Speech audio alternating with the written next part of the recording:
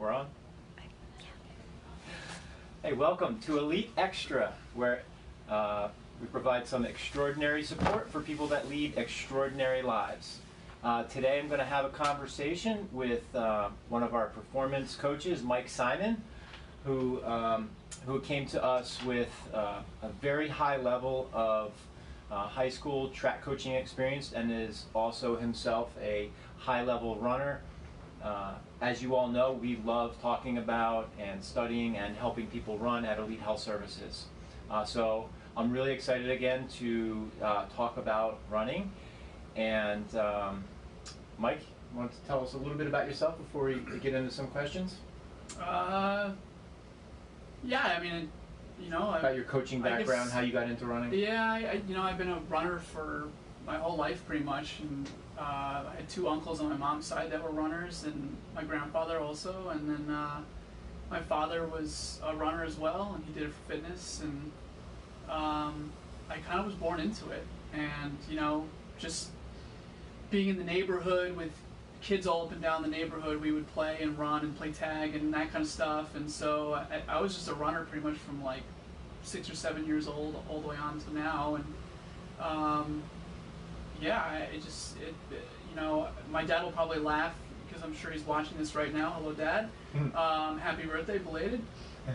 He would run every day except Thursdays. He would take Thursdays off. That was his day. Thursday. Yes. I don't know why it was Thursday. That was his day that he took off. Even when we were on vacation, he'd be like, okay, today's Friday, I gotta go for my run. But on Thursday, he would take the day off. I don't know. It's just, and I unfortunately kind of inherit that a little bit. That need and that discipline and that need to run. So he was kind of the guy that got me into it. I was resistant at first, but I remember he would go out for a run and he would do his 4-mile routine, and he would always say, hey, do you want to come out? Do you want to run with me?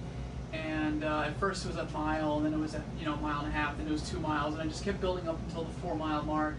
And at that point, that's when I decided I'll join the indoor track team freshman year in high school. So ever since then, I've been, not competing up until now, but, running and just, it's just woven into the fabric of your being, right? Yes, right. It's just been a part of my life ever since. Like so many of us, that has become, it's really like air and water, we just have to do it. And, that's why we're so passionate about helping you all out there that are runners, because we know how you feel if something comes up and it gets in the way of your normal running routine. All right, let's hop right in, talking a little bit about your running. How many miles do you run a week? Well, it depends on what I'm looking to do. If I'm just running to run, if I'm just running for fitness, it's usually anywhere from 20 to 30 miles a week. If I'm looking to train for something a little bit more than a 10K, I'd probably do 30 to 40. Mm-hmm. If it's just like a 5K like we have going on this weekend, I'll probably just run 20 to 30, 25, 35, something around there. Throw some workouts in here and there and get some speed in, and then just right now I'm tapering, so this is a great week for me. I'm only running about 15 miles, but that's usually around where I'm at. Yeah. So 100 miles a month is just your general fitness. That's about it. Yeah, that's about it. I mean, only in maybe college was when I ran in the 70s or 80s a week, but I mean that kind of burned me out, so yeah. I don't really go that much anymore. And 70, 80 miles a week, that sounds kind of really high. Yeah. I enjoy running longer distance races, and I never run that much. What events were you running in college? In college was kind of funny. I got there from high school, and in high school they used me as a 2-miler, a miler and a 2-miler, and when I got to college, they kind of looked at me and said, you've got a little bit more speed and not as much endurance as we would normally put a 2-miler in. So they kind of got me down to the mile and the 800 and actually even the 400 a couple times in college. And I liked those events a lot, and I also liked that they weren't putting so much mileage in me per week. But so I went from 60, 70, 80 a week during the cross-country season down to like 30 to 40, and it felt very, very right. It felt just right for me to be running that kind of distance, and then they were having me do, half mile or mile competitions, and so I felt that was about right for myself, and I think that's probably why I feel really good now. Yeah. 30, 40 Cut miles. back those on Yeah, those you miles. just not killing your joints and everything. I think that works pretty well. So those are typical big numbers for someone that came up running through middle school and high school and college. I know a lot of you out there started running as an adult for general fitness, stress relief, and we work with everybody. We like people that there's an idea, it's a bucket list item, they just want to run a 5K at their kid's school. So don't be intimidated hearing these numbers. But it's pretty common for a competitive runner to go above 60 miles a week, even for distances like a half marathon. Speaking of beginners, what do you have to say out there to folks who maybe just started running and they're going out for 10 or 15 minutes or a mile or two? What would you like to say to them? Don't be discouraged. Up until very recently with the weather, I mean, today is not such a good day, but at least in New York it's not, but I think that one of the biggest things is you're going to go out for runs and you're going to feel good sometimes, and you're going to go out for runs and you're not going to feel that good. You got to hold on to those days that are good, and you got to look at the days that are bad and try to keep a positive mind to it, and just say, okay, it's just one day, and if you can get through that one bad run or bad workout or whatever it is, you're going to be stronger from it. And so keep going through those kinds of days. That's number one. Number two, if you're a real beginner, like you don't run that much, if you're having trouble getting into a routine, do it 3 times a week, do it twice a week. It doesn't matter. Just if that's what you want to do, if that's what you have a passion to try to do, then do it. Ask someone, ask a running coach, a local one. You can of course come to us, you can ask us, reach out to us, and we can definitely come real good programming for you. I know Steve actually did a really great programming work for me last year during the half marathon. He put me through an exact of what I should do week to week and day to day. But listen to yourself, if you feel good one day, go for it. If you don't feel good, push through it. If you feel really, really bad, don't push through that.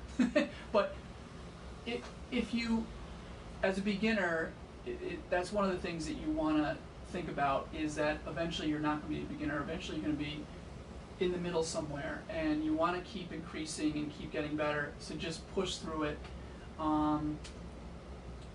But like I said, if you have trouble with understanding how much you need to push, or what you should be doing, or where you should run, anywhere that I've ever visited or lived or know people that have lived, there's always like a running club nearby. There's always a running club. There's a Greenwich running club. There's a White Plains running club. They're all over the place. So there's an elite running. There's an elite running club too. Yes, up in Westport, right?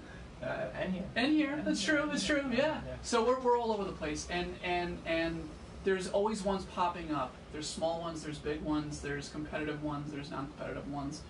Find one that's comfortable for you. Not only will you enjoy meeting new people, but you'll also get healthier doing it. So that would be my recommendation for you. I don't think I've ever seen you light up like that, talking about running. I mean, we talk about it, but we're usually like discussing someone's issues or a strength program. Or those issues are a little more morose for me. Yeah, right? No, but like you were like talking about like bringing somebody like through the bad days, which we all have bad days running. Absolutely. I've just never seen you light up like that. You know what it never is? seen that part of it's you. definitely the coach in me. I mean, I coached for 10 or 11 years in the high school arena, and I dealt with kids that were out of shape, and their parents basically told them, go and do track, go and do cross country, pick a sport, you got to do something. And even if they couldn't run, I would have them do something. They would, for track, like for instance, you have other events, I would have them race walk, I would have them do this, I would have that, so many things. And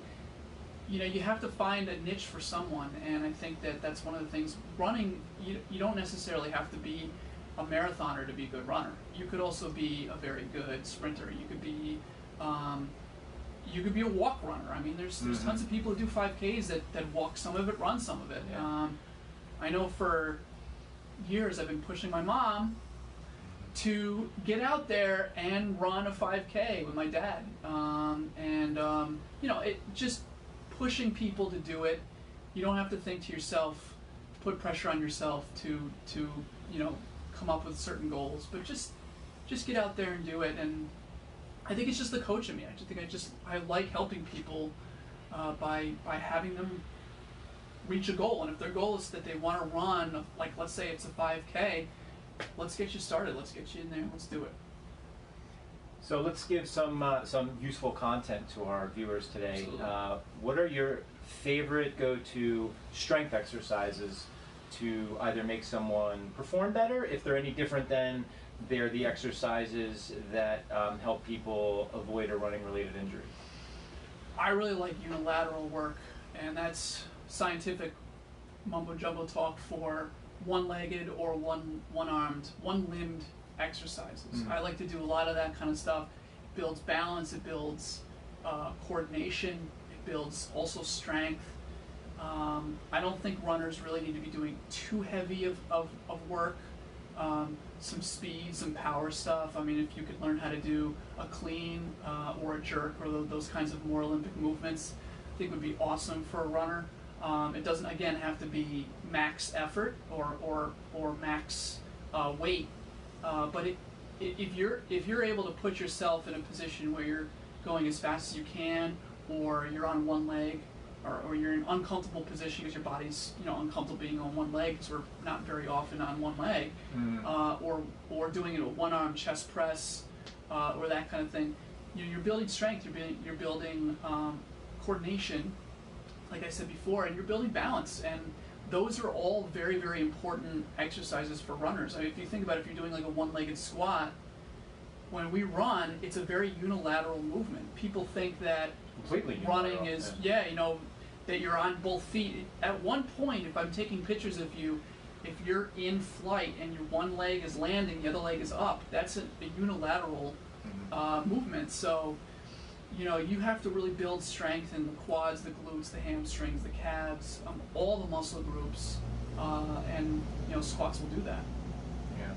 So a lot of runners that end up here because they got into some trouble for running too much, or they just want to run faster. They often say, I run, I don't need to strength train my legs. Yeah. Do you ever hear that? Oh my gosh, yes. I remember in high school, actually, one of my schoolmates said that one time.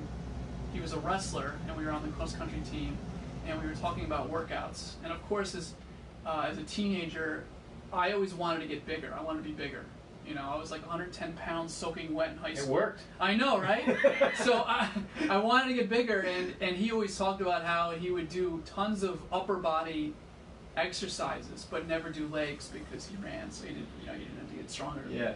It's like, no, you do though. Yeah, I didn't know back then, but through schooling and everything else, you learn this stuff. It will help you.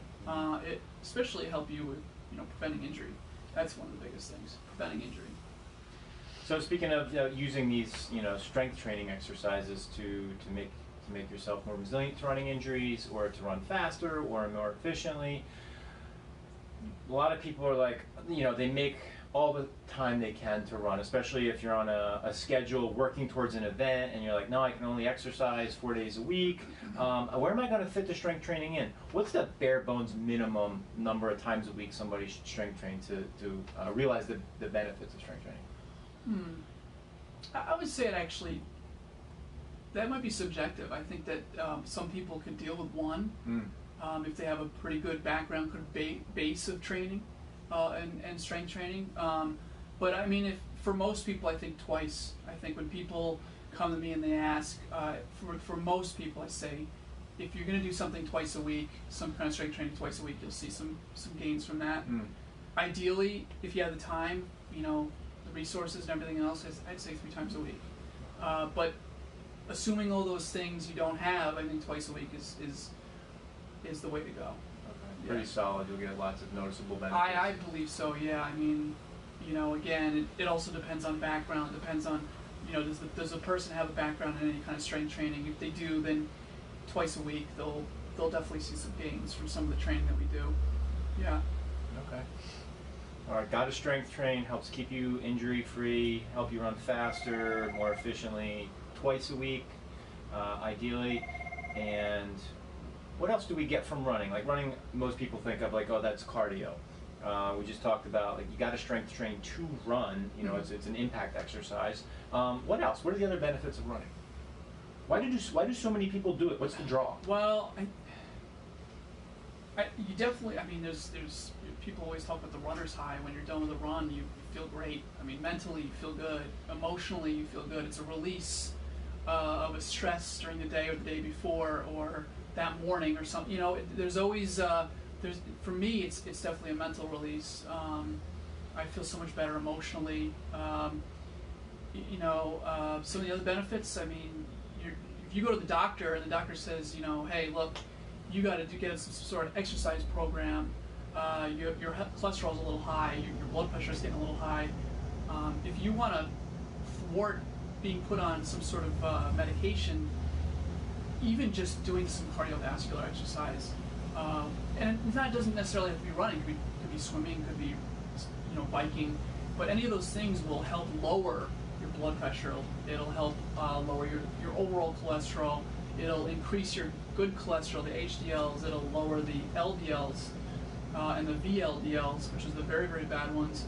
It'll lower those as well. So I mean, you have those kinds of positive impacts. I think you'll feel stronger. You'll lose weight. I mean, your body fat percentage will go down. Your body composition will change for the better. Just off the top of my head, that's really all I can think of right now. Oh, that's it. A few things, yeah. Okay, good. Yeah. I mean, there's tons out there. There's tons of benefits, but I really keyed in on the emotional part, the mental part. Yeah, like it's the stress relief is unbelievable. Yeah. And you can if you're like bouncing off the walls inside your head, or you got that the hamster spinning a wheel between your ears. I go out for a run, and whenever I get back, when I'm done with that run, even if it's 20 minutes, usually it's longer if I'm trying to deal with something.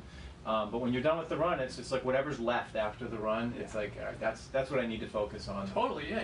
You think better. I mean, but here's a good example. When I was coaching at a private school, and I remember around finals week, practice is considered not mandatory, which of course I hate.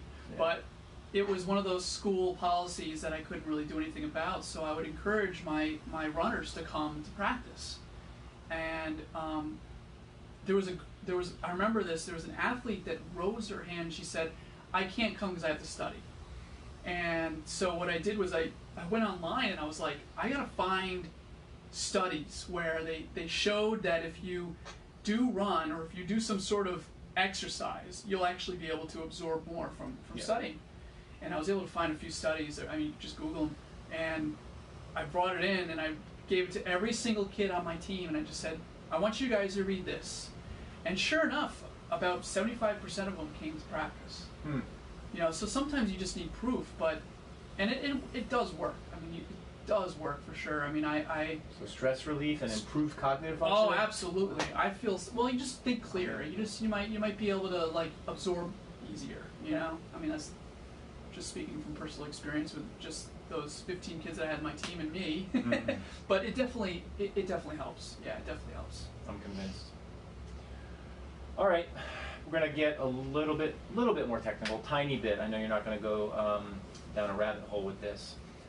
Several years ago, there was a book that kind of really got the running community's attention, called Born to Run, and one of the subjects that was discussed in the book was Footstrike. Are you a forefoot runner, midfoot runner, heel striker? Yep. And I remember after that book, everybody got different kinds of shoes and was trying to change the way they ran. We've learned a lot since that book came out. But what are your thoughts on Footstrike?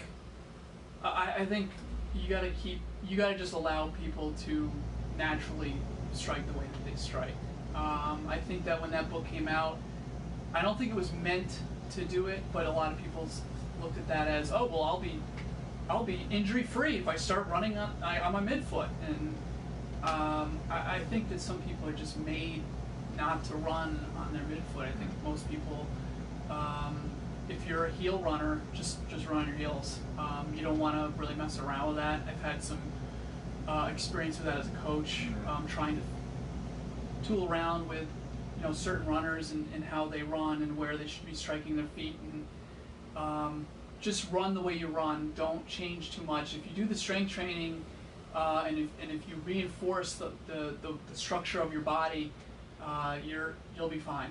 I don't think it's a good idea to be messing around with toe strike, foot strike, heel strike. If you're just the way, whatever it is naturally, just do it natural. Just go with that. Yeah. And then I'm sure getting into brands of footwear and like the minimalist thing and what should I be wearing as far as shoes.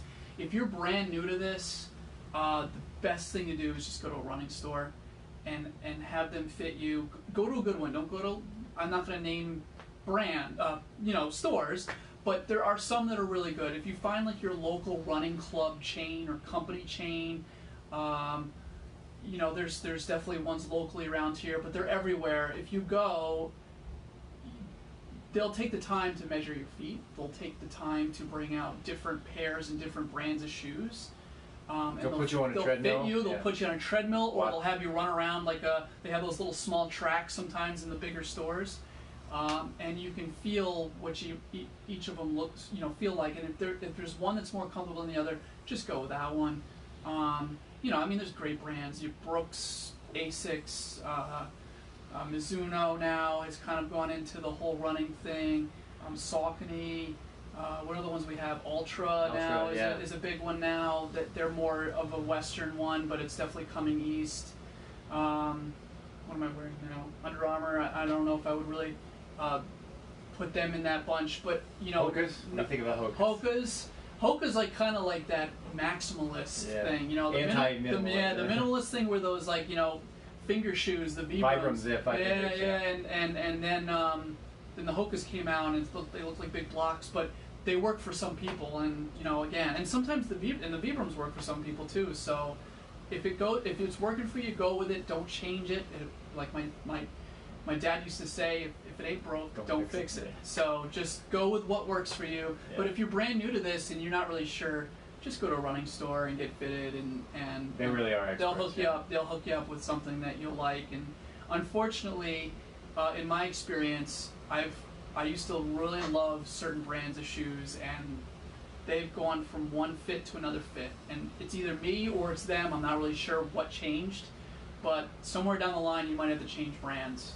But that's over years of running, so you'll have a few years of getting a brand that you like and going with it. That was awesome. All right. Anything you'd like to add?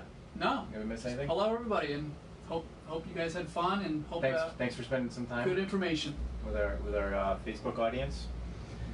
And join us next week, same time. We're here every Monday at 12:15 for Elite Extra, extraordinary life support for people that lead extraordinary lives. Next week we'll be talking with performance coach Beth Richmond about her transition into personal training, fitness from physical therapy assisted side.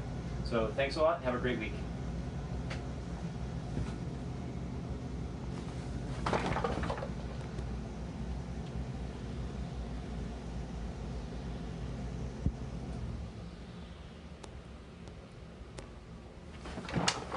Hold on, it's not.